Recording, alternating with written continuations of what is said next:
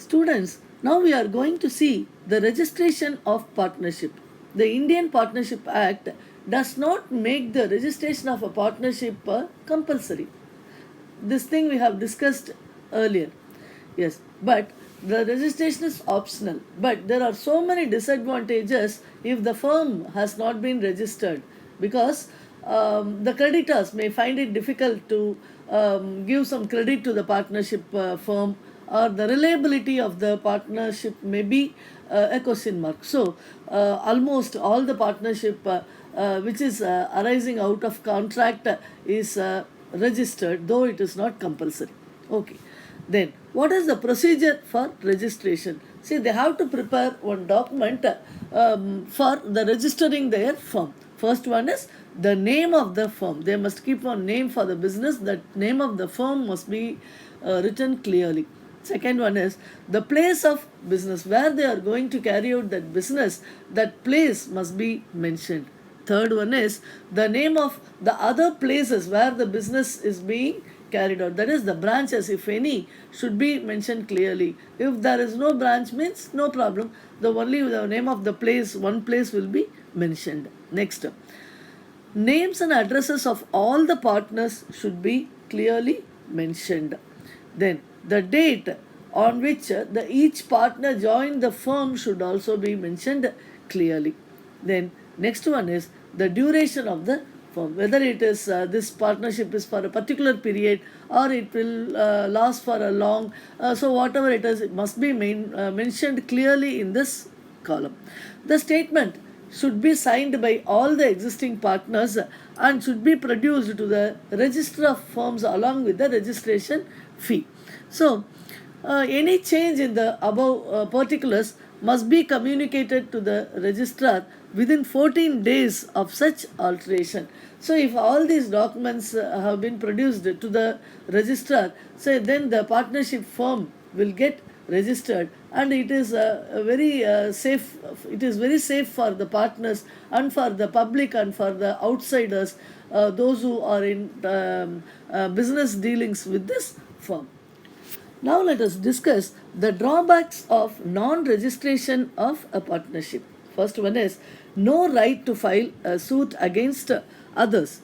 That is, the unregistered firm cannot file a suit to recover the debts or claims against the third parties. If such rights arise out of contract, for example, no court of action is possible to recover the money due from others if the firm is not registered properly. Then next one is the right to sue for right arising. See, what does this right arising means? Other than this contract, that is the other than the rights arising out of contract, the some other things can be eligible for making a suit. For example, if the trademark of the company or patent of the company is misused, then they can file a suit against others. Then right of third parties to sue the firm.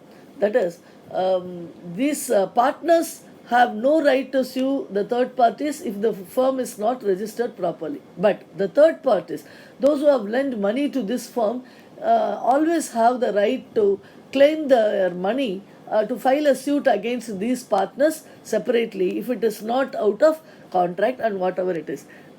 In short, the non-registration does not affect the following rights. However, that is, whether the firm is registered or not, the outsiders can claim or can file a suit against these partners under following circumstances.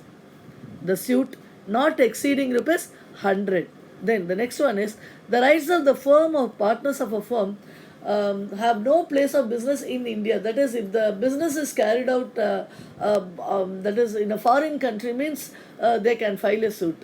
Then see, the power of the official assignee to recover the properties from the insolvent partner. That is, if a partner has become insolvent and another one partner has to claim some amount or some property from that partner, partner means that is allowed. Then the suit of all other cases, that is other than the contract is possible, then the third parties of the firm can file a suit upon any of the partners. So the rights of third parties against the firms or any of its partners.